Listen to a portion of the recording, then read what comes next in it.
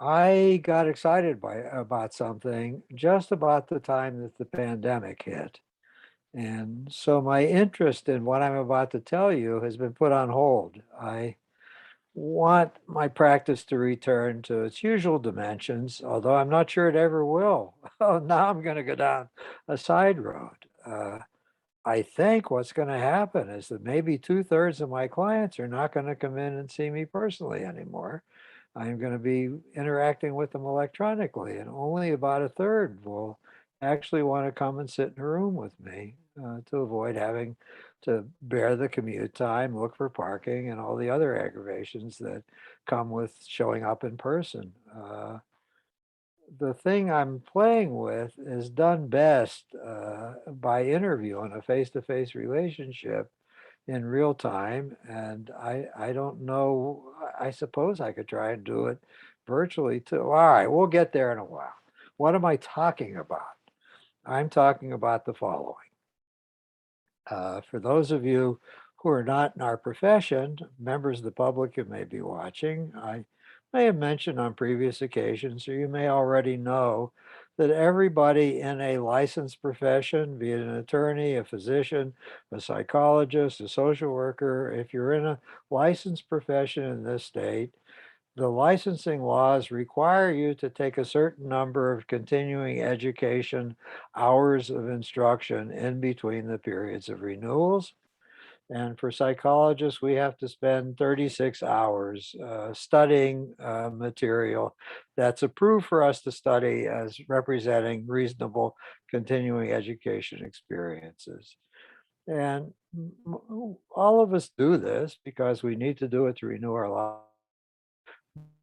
Most typically, the stuff we look at is not that interesting to us or often not that helpful. Once in a while, something is interesting, fun to do, but I had an experience in which I found very significant comments and thoughts in what I was responding to.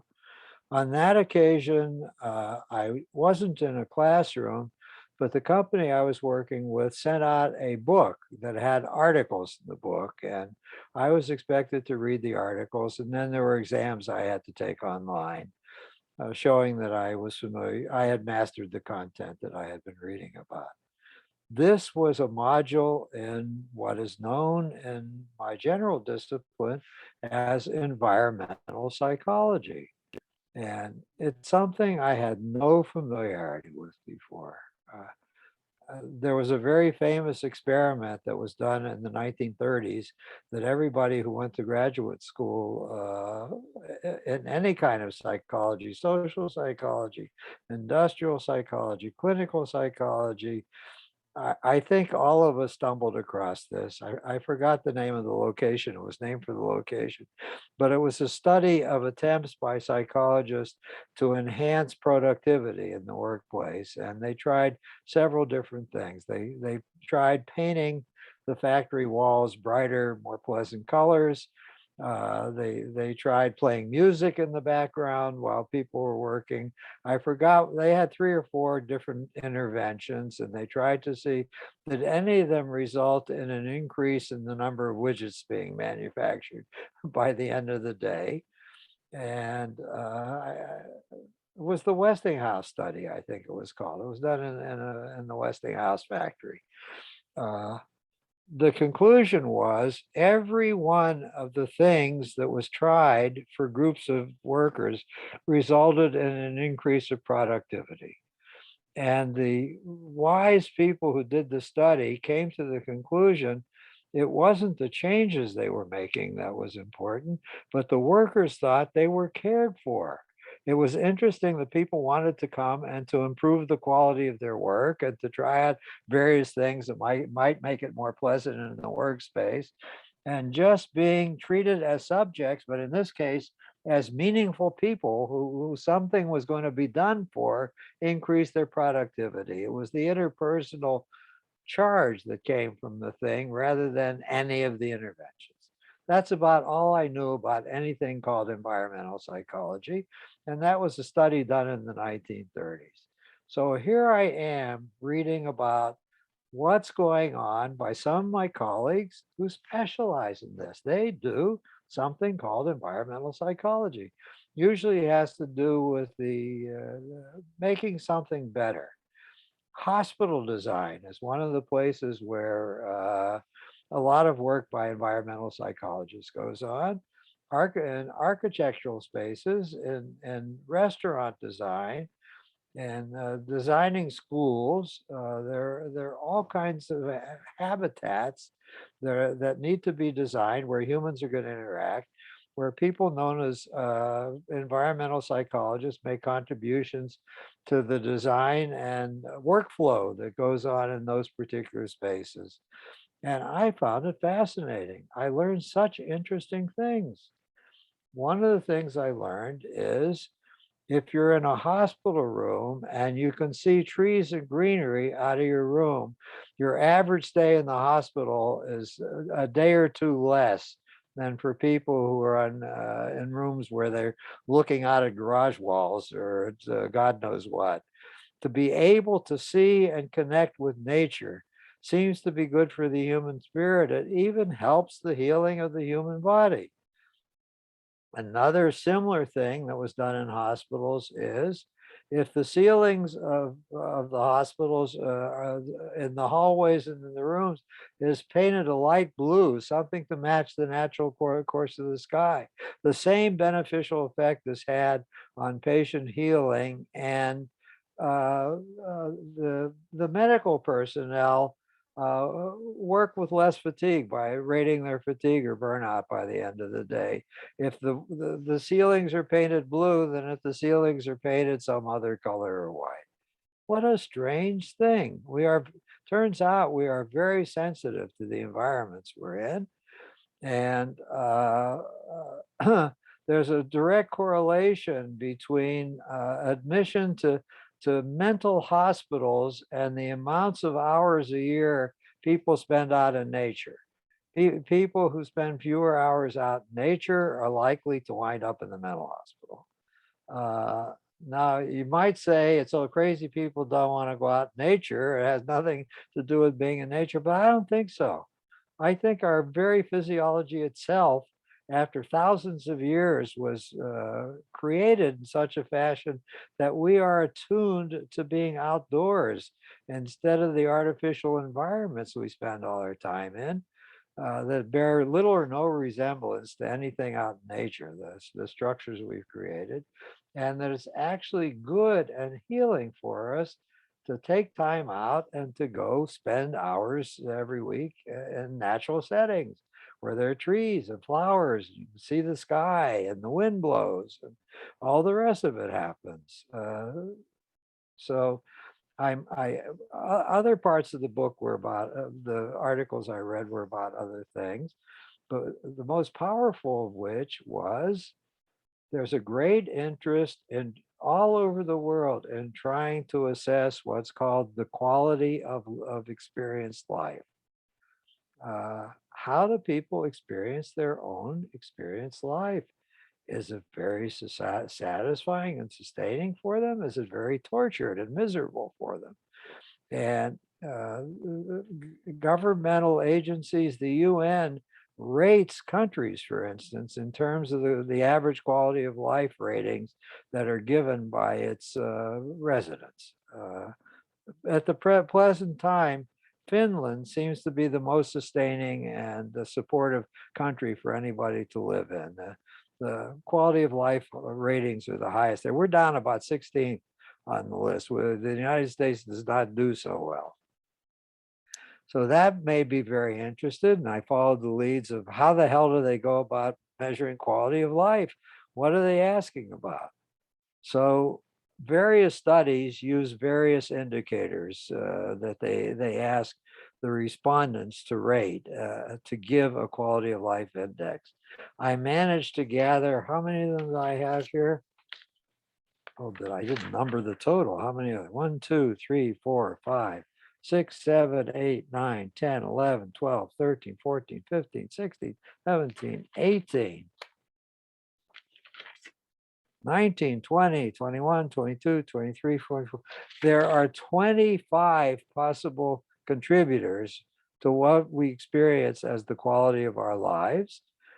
I added a couple myself. There were 23 I found in the literature, and I thought the researchers up until now had missed them. And when I started looking at them, I thought, my God, we psychologists who see troubled people showing up in our offices are people who want to live their lives more richly if they're not terribly troubled at the time. We don't look into or ask about these kinds of things at all.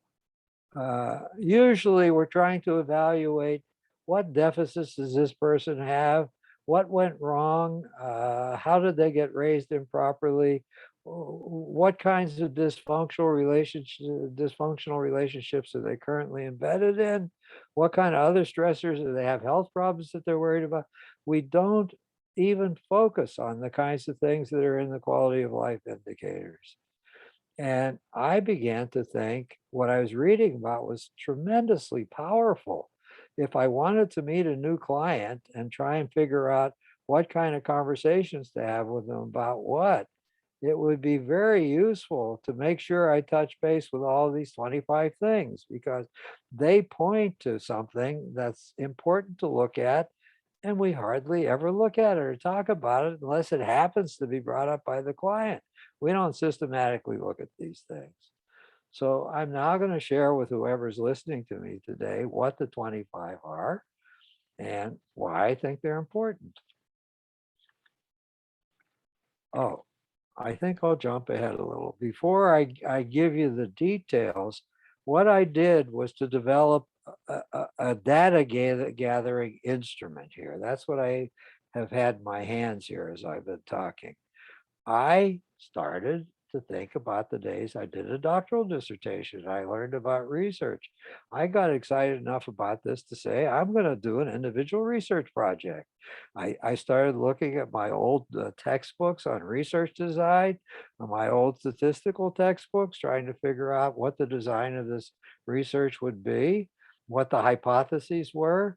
And I figured I would give each new client, every existing client, each new client who came in, I would give this instrument that I had developed to them to fill out. The new clients will be told that it will help me pinpoint things we need to talk about. The existing clients, I would simply say, I am now deciding I want to do some research on what contributes to human beings feeling good about being alive. And I have some, would you mind participating? I would like to get you to fill this out. And I had two hypotheses. One hypothesis I was going to test is that the quality of life for people who have been in psychotherapy for periods, longer periods of time, was greater than the quality of life for the people who were just showing up saying they wanted some psychotherapy. I wanted to use it as proof that psychotherapy contributes to an improvement in the quality of life of the people we see. And that was the way I was going to do it. I had ways to measure quality of life. The other hypothesis was that older people would score higher than younger people. Hopefully, as you age and learn things, maybe you learn to manage your life better than when you were young. And that aging helps give us some kind of wisdom that allows us to manage our life better. I picked these two because I thought they were probably useful ways to do what's called in the lingo of my profession, validate the instrument. These hypotheses were so obvious. If the instrument was doing what it was supposed to do, hopefully it would show that psychotherapy, people who've been in psychotherapy were benefiting from it. And you could show statistically in what areas they were benefiting. And we could show that wisdom does come with aging, that everybody assumes does. For most people, at least, some increased wisdom comes with aging. And the use of the instrument would reflect that kind of effect too. That would make it then, I could then say, this is a useful instrument. Let's find other uses for it. Can it help the therapist? That would be another question. If the therapist had answers for this, for ratings for this from everybody that the therapist was working with this, would this improve the therapist's sense of how to proceed in the consulting room? That's a whole other research study. Now I'm getting excited again. But The pandemic came and I stopped having in-person people that I could interact with these things about. So I put the damn thing on hold. I have about 24 filled out instruments already, but I haven't done anything since for almost 2 years now. And I'm waiting for the pandemic to end before I start again. But maybe I shouldn't wait. Maybe I should just start just sending it to everybody or even asking some of my colleagues to help out and distribute some of them. But let me talk about the areas. These are not in any rational way. They're probably clusters of them I could try working with, but I didn't do that. I just listed them. The questionnaire is in two parts. First, it asks each of the respondent, how important is this domain to your life? Do you give much of a caring about this? Is this something very important to you? So they rate from 1 to 5 how important it is. 5 is this area of living is extremely important to me, and 1 is this area of living is of no concern to me. So here are the ones that are listed. Health, being in good health and having access to adequate health care. Diet, having access to a plentiful variety of healthy and nutritious food and being able to manage food consumption in a health promoting fashion. I'm sure if I had very poor clients, that would probably be rated as very important. They're having trouble with that. Physical activity, engaging regularly and being active through hiking, walking, swimming, Pilates, yoga, gym exercises, and or other forms of body workouts. 5, partner and or family, having at least one intimate relationship, having a stable family life and good family relationships. Next, social relations, having good relationships with a sufficient number of friends and the time to enjoy them. Next, social justice, having equal opportunities and the same possibilities and rights as others, being treated in a just manner. Next, freedom and autonomy, possessing control over the course of one's own life, being able to decide for oneself what one will do, when, and how. Safety, being safe at home and in the streets, being able to avoid accidents and being protected against criminality. Education, having the opportunity to get a good education and to develop one's general knowledge. Identity and self-respect, having sufficient self-respect and being able to develop one's own unique identity. Privacy, having the opportunity to be oneself, to have one's own place, to be left alone when one chooses, and to live life in one's own fashion unimpeded. Next, environmental quality, having access to clean air, water, and soil, having and being able to live in a healthy and pleasing residence and surrounding space. Work and school, being able to carry out requirements ably and have pleasant interactions with others. If out of school in the workforce, being able to secure a position that fits well and is satisfying. Security, feeling securely attached to some others, and if needed, being able to be attended to and be cared for by them emotionally and or physically. Nature and biodiversity, being able to have accessible and to enjoy natural landscapes, parks, forests, beaches, and or mountains, being secure in the continuing existence of plants and animals and the maintenance of surrounding biodiversity. Leisure time, having enough time outside of school or work and apart from tasks to pursue hobbies, read, be entertained, create something personal, or just meditate, daydream.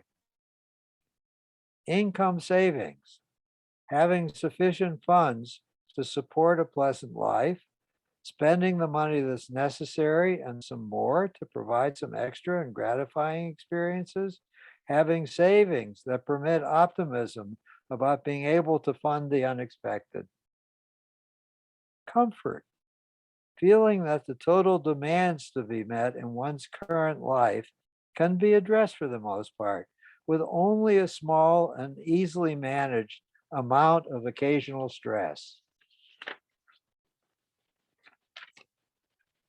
Aesthetic beauty, seeing all around and being able to join the beauty of cultural events, one's own surroundings, and the wonders of nature. Change, variation, having a sufficient number of novel experiences, new challenges, and pleasant and exciting moments to prevent oppressive feelings of stuckness and boredom. Status, recognition, using one's personal capabilities and talents to achieve in a fashion that results in being appreciated, valued, and respected by others. Meditation, spirituality, religion, engaging in regular meditation practice and or being able to live a life whose emphasis is on spirituality and or according to the dictates of one's own religious persuasion. Material beauty, acquiring material possessions in and around one's premises that are able to nourish one's life because of their connection to special memories and or because of their own intrinsic beauty and specialness. Technology, being able to stay current with the fast evolving field of technology and being able to make use of devices and applications to learn, problem solve, communicate, and free up time efficiently through their use, giving more time to engage in other kinds of pleasurable activities. Mind and mood altering chemicals, being able to use various substances for stress reduction and or for mood enhancement, including psychiatric drugs, recreational drugs, e.g. alcohol, caffeine, marijuana, and or food supplements, e.g. low-dose lithium, St. John's wort, SAM-E, without abusing them, becoming habituated to them, or becoming addicted to them. So that's my list. I will ask my consultants here if they have thought of any other things they might want to add to my list when I'm finished with this. But the first part of this is to rank every one of these from 1 to 5 in terms of how important that domain is to the life of the person I'm interacting with. The second part is a repetition. The very self same 25 are repeated, but this time a different rating is made. Rating from 1, I am receiving no benefits or even distress from this area of living. 2, I have been somewhat unsuccessful in securing benefits from this area of living. 3, I have been only a bit successful in securing any benefits from this area of living. 4, I have been moderately successful securing benefits from this area of living. And 5, I have been extremely successful securing benefits from this area of living. So the ultimate scoring depends on a combination of these two things. How many domains have already been identified by the client as being important? And of those domains, what are the ones where there's a large discrepancy? They're rated as being very important, but the person is doing poorly at being able to master getting satisfaction or goodness out of that particular area. I have a very complicated scoring system, which takes both into demand. And eventually one number comes up. How well are people identifying? The single number is a measure of how well are people identifying and managing being able to live a life that is self-supporting and has a good quality of life to it for them. All right, I think I'm about half finished with my presentation today. So I'm going to stop and ask people to mute themselves and have any comments on this project. And then I'm going to turn to something entirely different today. I'm I at like your it a lot. pleasure. I like it a lot. I like that it takes more of that kind of a positive psychology tone. But Yes. what strikes me also is just some maybe 30% are kind of under attack, just given the environmental conditions of life. Oh, And I know that. I think we as a culture, we're going through a lot of deprivation and low grade stress in many of the areas I've enumerated. Uh, uh, it's a shared problem among many, many people. So yeah. I thank you for your comment, and I agree with you. Arthur, would in terms of differentiating the score for each of these items, is there anything that's taken into account in terms of like, I've already accomplished these things versus I'm achieving these things? It I'm in seems pursuit. to, uh, thank you. You gave me a thing that cuts across in a different direction from what I have laid out. Let me mull on this for a while. I saw this as being a static thing, that every one of these things is potentially important, and that every human life that I'll run into is interacting with all 25 of them. Now, the individual client may not have thought about some of them. Yes, I may say, I hadn't thought about that before. I don't pay any attention to that. And I'm not engaged at the moment in doing anything about it. Maybe I should be. Thank you. You're adding a layer of complexity of some kind I haven't struggled with very successfully yet. Uh, Comments or what should I do about what you've just raised? What do you have any creative ideas that would help? I'm just wondering if there'd be kind of like a kind of like a different kind of like scoring or a complementary scoring if I'm in the process of achieving health versus kind of like having already achieved health. How is that affect my quality of life?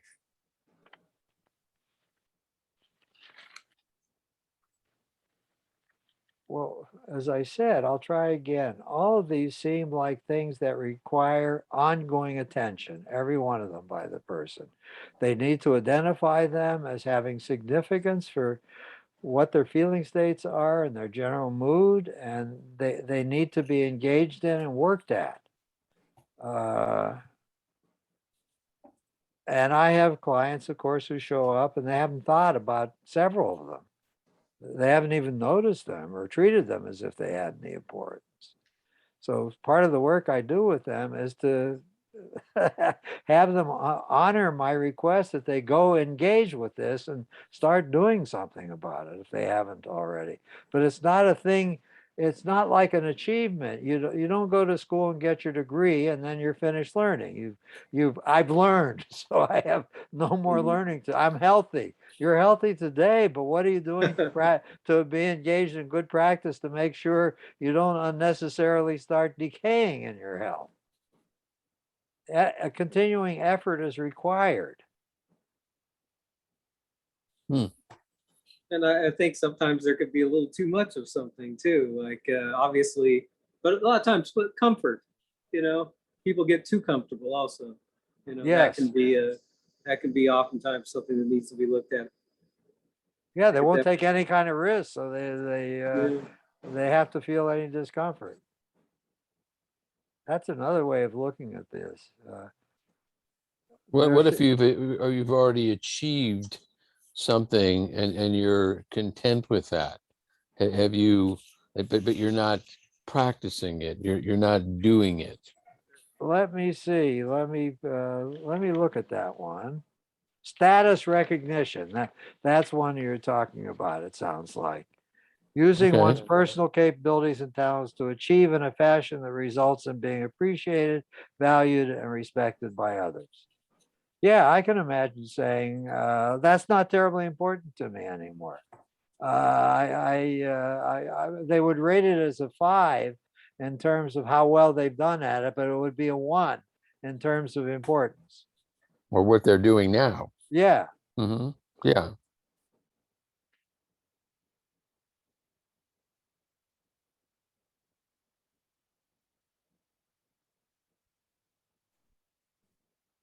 Mm.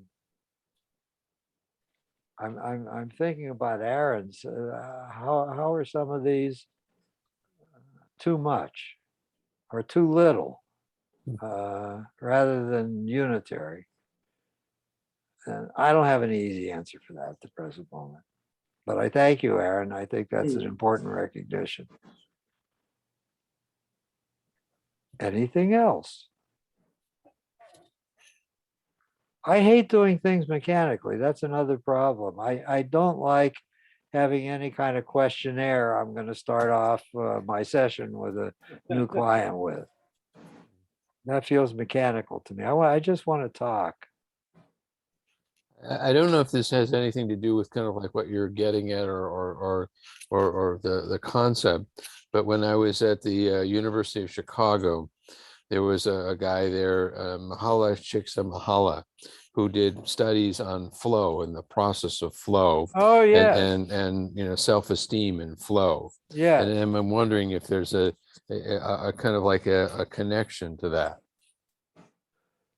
Yeah, I think the sense of flow and that I'm at one with the universe and I'm just taking the brakes off and I will trust my intuition or whatever, and I will flow in a useful way.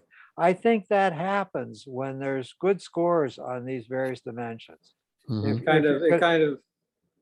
kind of echoes ego integrity if you think about Eric Erickson. Yes, Yeah. if you're hooked well to those things that nourish the soul and provide a good sense of the quality of life, yes, you get in the flow very often and can just go with the flow.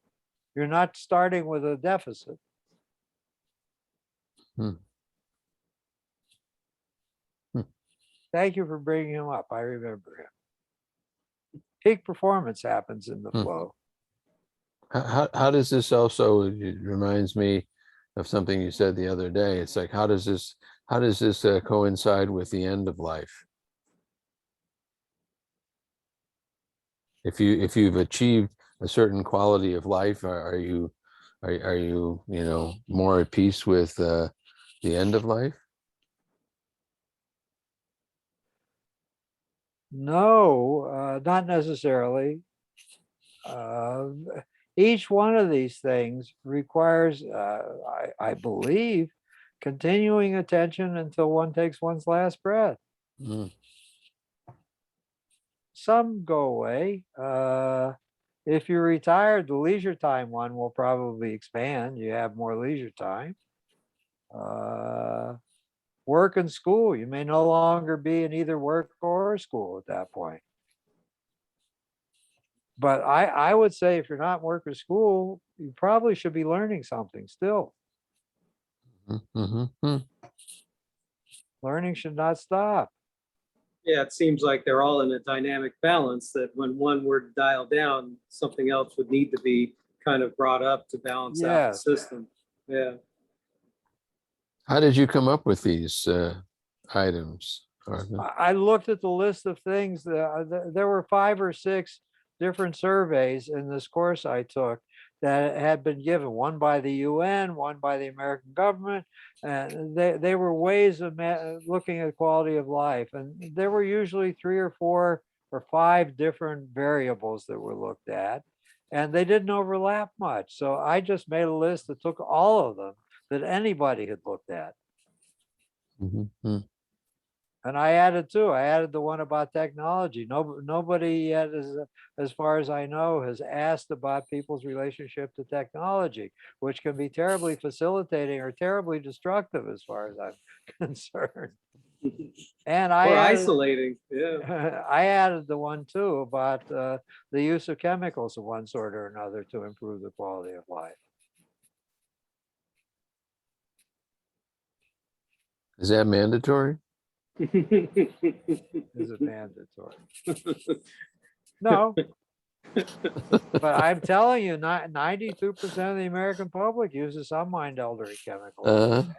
Okay. For many, it's just as benign as having a cup of coffee or a couple cups of coffee in the morning. Mhm. But that's a mind-altering chemical. And the other 8% are extremely boring.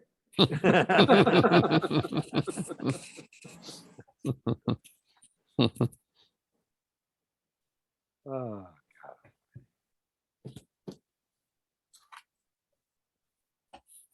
holy Christ. All right, I'll wait one more minute. And I'm going to head off in an entirely different direction than I thought, partly because of I'm trying to manage time creatively here, and partly because it just boiled up in me, and I'm going to honor what's boiling up in me right now. Okay, anybody want to say anything else about this? God, you guys got me excited again. I think there's something of some value here.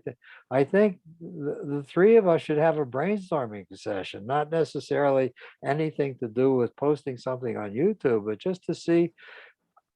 I think I've not richly enough looked at what could be done with this kind of thing, and that you guys have some good ideas. Maybe the three of us should design something that's even richer and more wonderful. That would be fun. If you'd be willing to put the time in. Mhm. Sure. Yeah. Oh, good. This is exciting. Now let me get something entirely different. I'm reaching for my book again. And if you give me a second, I'll find what I wanted to present.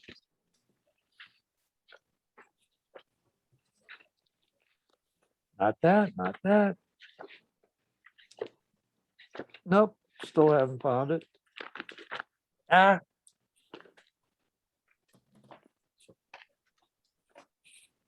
The general theme that's resonating in me, because I'm 90 years old, is trying to understand and come to terms with the fact that I'm going to die.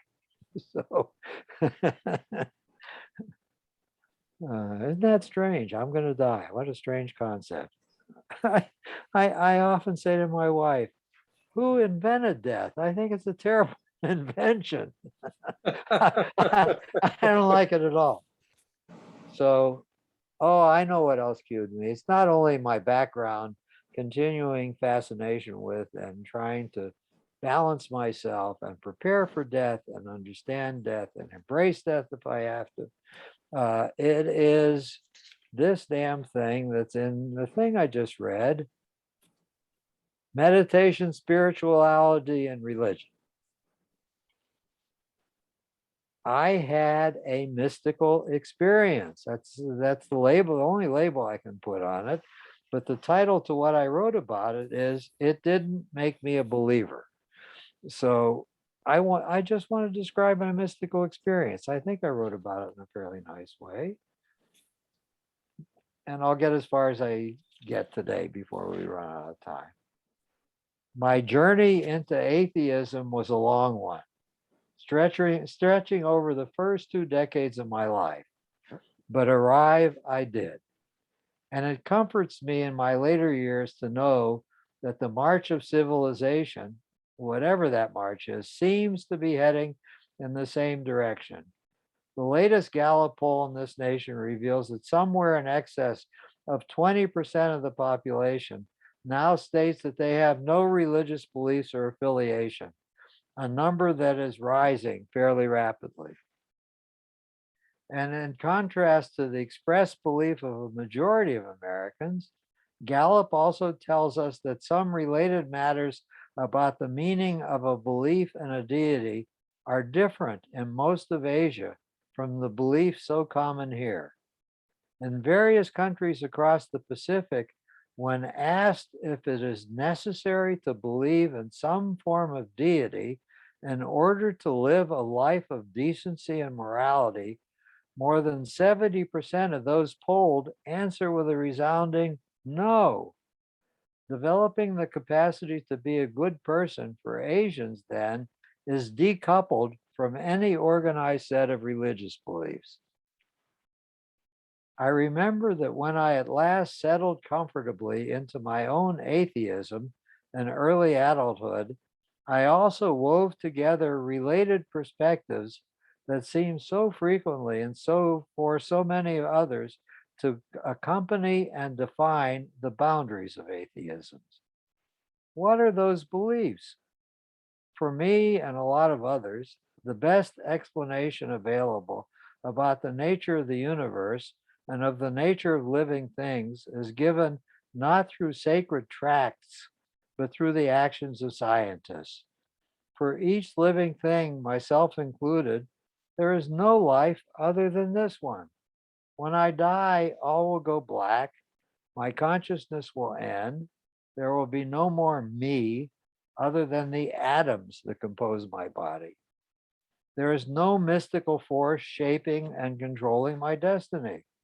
My morality is not dictated by the pronouncements of some deity who watches me every moment and in some ultimate future will punish me for bad behavior and reward me for good. There is no set of sacred rituals that I must follow in order to live a decent life and thereby to secure some ultimate and glorious benefit. There is no intrinsic purpose to my life. I am here because my parents copulated without contraception at a time when my mother was fertile, and that is why I exist. Any cultural belief about some intrinsic meaning of my birth is superstitious nonsense and is certainly contradicted by clashing and non reconcilable beliefs spun by endless other cultures. We humans have invented all sorts of explanations about why humans exist and what should be the meaning of our lives at all times and places around the globe. Thus, numerous cultures whose belief about the underlying purpose of life are quite different than those in which I've been raised are scattered historically and presently all around the globe. I believe the days ahead that await me, days I may yet transit before I die, are open, ambiguous, and without any defined boundaries. I must, in my own fashion, create what I do and will continue to become. And finally, I am a swimmer in a river. The river of life will keep sweeping me onward. Sometimes I will find myself joyously swimming in meanders with lovely views of meadows and mountain vistas. Sometimes I will be exhausted, battered, and terrified swimming in horrible rapids where I'm swirled and pounded against rocks and sometimes hurled precipitously over waterfalls. I cannot control where the river will take me, except for some few moments when I reach forks in the river and I must pick in which direction to swim. Yes, my life must be lived in a balance. Even though I'm being swept along, I have the capacity to swim courageously and wisely. I don't have to give in to some kind of helpless surrender. I can steer my strokes now this way and now that. I can try to seize and to enjoy the magnificent parts of the trip and tread water for a while in the delight of a wonderful spot. And I sure as hell can try to swim when in turbulence in such a fashion as to minimize the number of moments of near drowning or of being pounded, moments for which I can use my senses and my accumulated experience to anticipate and strive to avoid. I can also swim even when strongly at times the river roils horribly and can thereby hasten my transit through white water, whirlpools, and waterfalls in order to arrive at last in the next quiet pool and place of tranquility. For me, being an atheist has bestowed some wonderful benefits. Knowing that this life is composed of only a number of days, and those will be all for me, has made each of them enormously precious. I do not want to take any of them for granted. I do not want to squander them.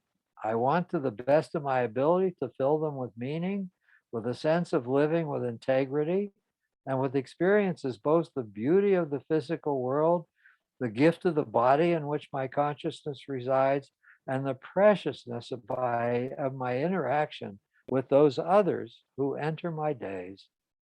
My fellow humans provide me such moments that are beautiful, moving, and according to my lights are not trivial, but matter a lot. I have set myself to consume my days with a burning intensity, with courage, and with defiance towards that which might threaten me. I have a yearning to live each one of those days fully, stringing them together like successive special pearls on a very long necklace. So at the end of my days, I can gutter out, knowing that I've left the world at least some better, better because I have been given the gift of life, better than if I had never been born. As I continue to write a variety of memoirs about my life, I've come to know that I want always to be truthful. I must acknowledge then some particular fragments from my memory, ones I cannot explain. I have by now strung together 90 years of my filled days, and across that transit, I have in fact experienced some happenings that stir reverence and mystification for me. They are experiences that others would label mystical, supernatural, visitations from God, or encounters with spiritual benevolence of the universe. I have no label. I have no explanation. There is nothing in science that would adequately account for them. Let me relate the most powerful and moving of these unfathomable experiences, one that many years later still leaves me feeling awed and shaking my head in wonder and confusion. It was 1976. I was 45 years old and I was experiencing a lot of premonitory dread. What was my problem? You see, my father had suddenly died of a massive coronary when he was 48 and I was 12. I was experiencing something that is quite common among us fragile males. We the age at which our fathers have died. There is some primordial dread in us that we will not be allowed to go beyond our fathers. The universe will smite us and punish us for daring to pass them by. I was in the fullness of this dread, and it did not help me to know that his mother, my grandmother, had died from a coronary at age 42, and his oldest brother, my uncle, had died in the same fashion at age 37. I was so worried that I was doomed genetically. I must be cursed, I feared, with the same circulatory system as the males on my father's side. It did not matter that I had no episodes of angina, hypertension, shortness of breath, or other markers or signs of oncoming cardiac difficulty, nor did I smoke, nor did I have a diet high in animal fat, nor did I live a sedentary life. I got plenty of exercise. So what? Nothing would convince me I wasn't fated to die soon. Now mysticism starts. I cannot tell you any reason, but I got it fixed in my mind somehow that the only way I could either find out or make sure whether or not I was going to die, and it was unclear which, was to return to the grave where my father was buried. I had to visit his remains, and all would be revealed. Making that journey, however, was not going to be an easy proposition. I had not been to my father's grave since the day of his burial, January 16th, 1944, more than 32 years before. I was too young to drive then, so I had only the vaguest idea where the cemetery might be. All I knew was that it was in the countryside, somewhere east or northeast of Pittsburgh, Pennsylvania, and some village named Versailles Township. The locals, not speaking any French, corrupted the name of the place, yes, and called it Versailles, not Versailles. I'm sure most residents had no idea from whence the name may have come. Not only did I not know much about where the cemetery might be, I didn't even know its name. Try as I might to search my memory, nothing came. That didn't surprise me. I was in such shock and in a zombie-like state because of the trauma of the sudden loss of my father that I was marching mechanically through the events of the days after his death, and could not pay attention fully to much of anything. I was pleased with myself, though, because I still had an aunt alive who lived in Silver Spring, Maryland. I knew that she had been at the funeral, so I screwed up the courage to call her. And after some gossipy catching up with her about our mutual lives, asked that she could give me the name of the cemetery and possible directions about how to get there from Pittsburgh where I knew I'd be staying. She had never lived in the area herself, but she thought the cemetery might be called Cloverfield Cemetery. I carefully wrote the name down in my appointment. In April of that year, I was scheduled to attend a committee meeting at the headquarters building of the American Psychological Association in Washington, D.C. My wife, Hermine, for some time, of course, had been listening to my ruminations and fears for my life, my relationship with my father, his early death, and my desire to heal myself by visiting his grave. So I said to her, I think the time's come. Come. I'm going to Washington. It'd be a simple matter to arrange a day or so in Pittsburgh on the way back and make the visit to my father's grave possible. The whole thing seems so outrageously powerful and frightening to me. Would you come with me to DC and then be with me when I go to the grave? I don't know if I can do this by myself. Of course I'll do it. I'll see if the girls can be with their father while we're gone. If not, I'll get Mrs. Davina to come and stay with them. You know, I don't really like being apart from you or being alone in strange cities while you're tied up in meetings, but I'll find some ways to take care of myself while you're busy in DC. And so we went. Our 2 days in DC ended, and then our TWA flight touched down at Allegheny International Airport at about 5 p.m. on a Sunday. By the time I retrieved baggage, rented us a car, and got us checked into the Webster Hall Hotel in Pittsburgh, it was about 7 p.m. But before we went out to dinner, I thought I'd look up the address and location of the cemetery. And remember, there was no internet then. I pulled the Greater Pittsburgh phone book out of off the shelf of the room's closet. I turned first to the white pages to see if there was a listing for Cloverfield Cemetery. There was not. I then turned to the yellow pages and looked under cemeteries to see if the needed information was there. It was not there either. I began to feel a little stymied. I said to my wife, I can't find any info about the cemetery. Here's what I think. We have until our flight leaves again at 6 o'clock tomorrow to see what we can do.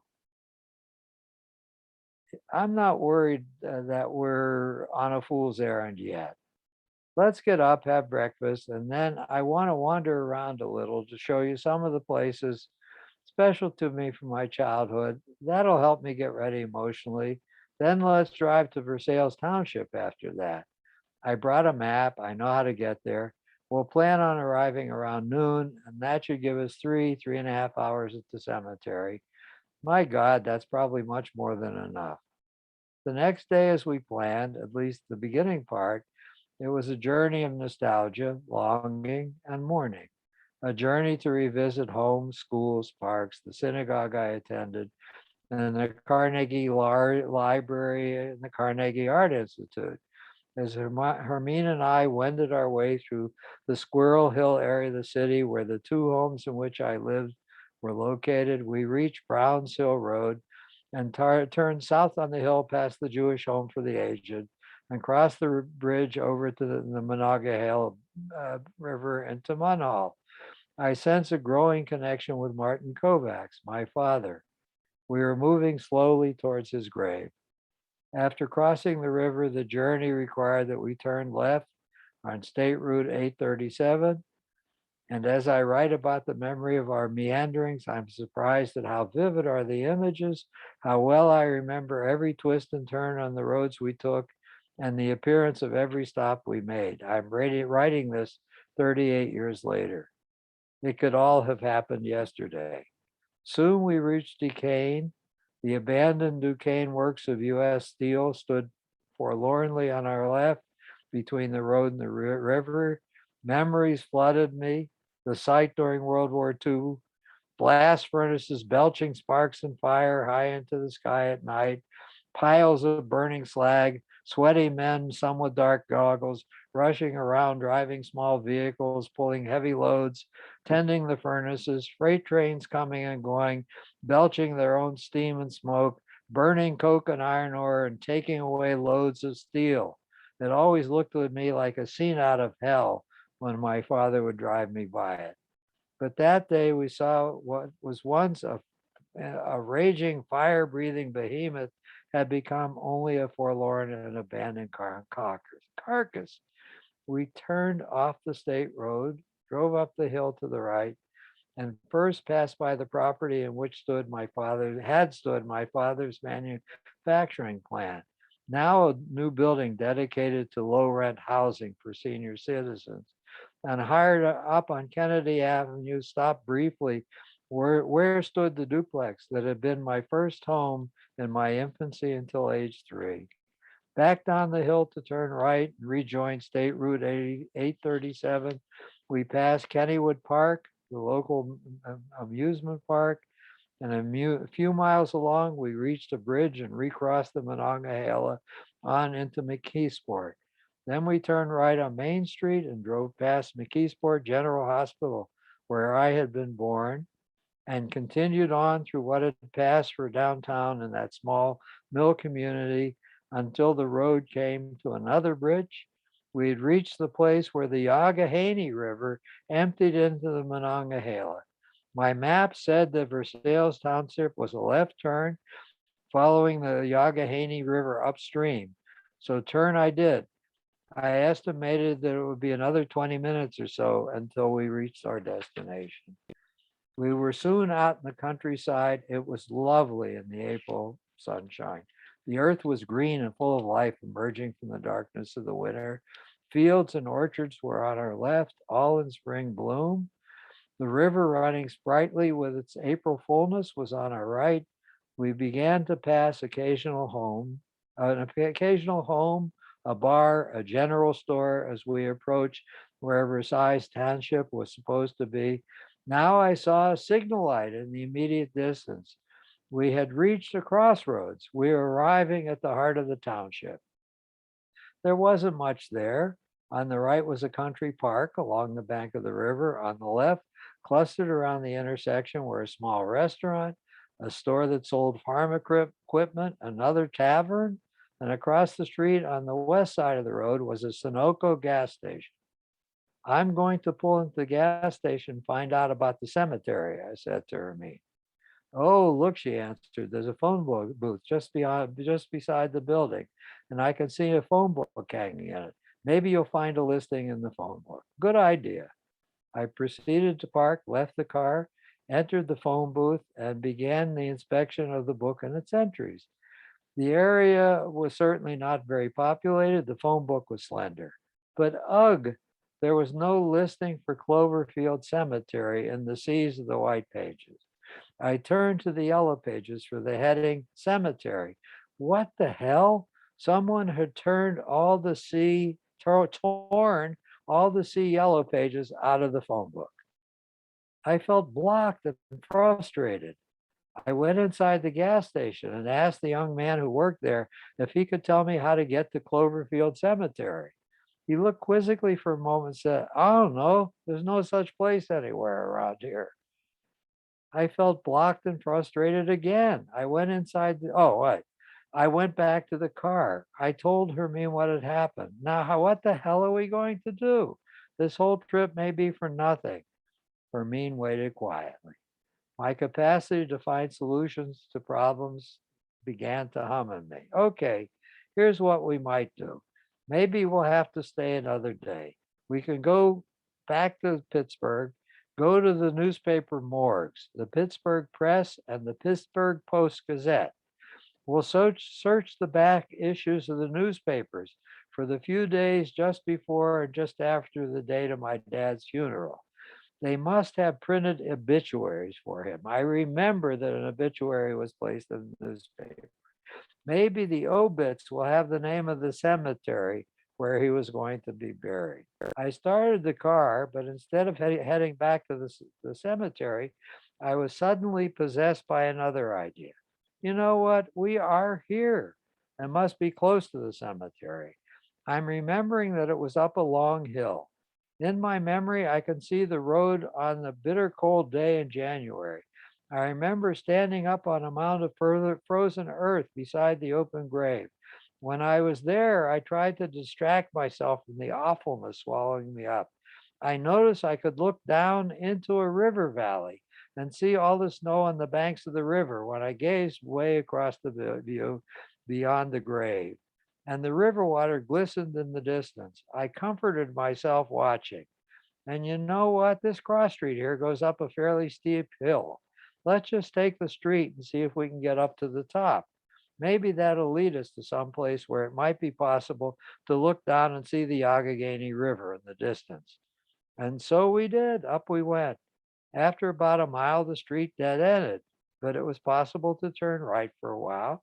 And then we found another road with houses on both sides that went even higher on the hill. I took it. It crested over the top of the rise and curved to the left. And suddenly, there on the right side of the road was a block long wrought iron fence with two stone pillars in the middle, marking an entrance to a curving driveway. On the pillars were the letters carved and sewn on one side, Temple B'nai Israel Cemetery in English. On the other side, the same message was carved in Hebrew letters. This is it, I cried out, shaking my head in both wonder and remaining disbelief that I had initially been led astray by the misremembering of my elderly aunt. I turned into the property.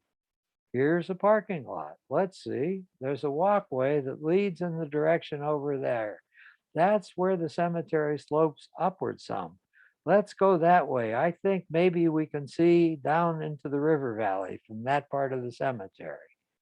That day, we were the only visitors to the site. As we walked along the path, I noticed how beautiful was the setting. The grass was lush after the spring rains. A groundskeeper was mowing it some distance away. There were cherry trees planted in various places, and they were in lush blossom at this time of year. We were making the visit. We proceeded step by step, and I found that guided by primordial memories that had not risen to consciousness before, I had in fact walked perfectly, unerringly to the foot of my father's grave. For a moment, I could not think or act. And that's where I will stop with my mystical experience.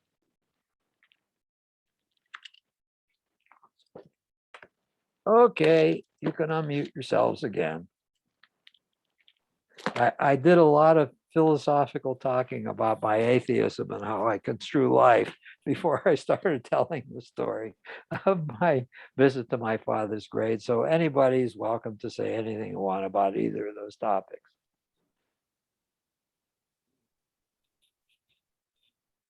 Yes, no, nobody?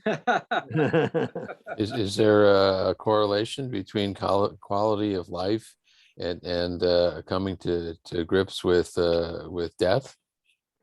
Yeah, I think so. You're saying somehow my preconscious brain, I decided to go explore what I'm reading to you about now in response to what I was reading you before. And I certainly had that experience. I did want to change what I was going to talk about, and that's where I went. Yes, I think in old age, if you're in death terror a lot, then that's probably not a good thing for the quality of your life. Or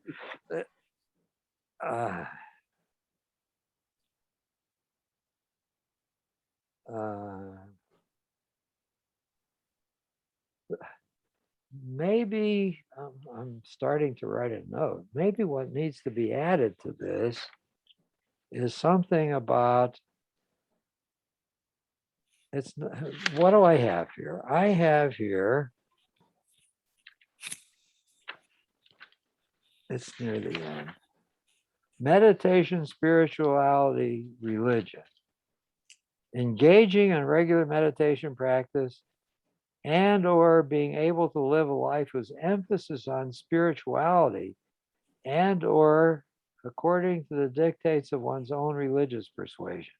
I think that needs to be changed. I think the quality of life is better if we have developed for ourselves some narrative that gives meaning to the events that show up in our life and give meaning to the fact that our life is finite and we have to die.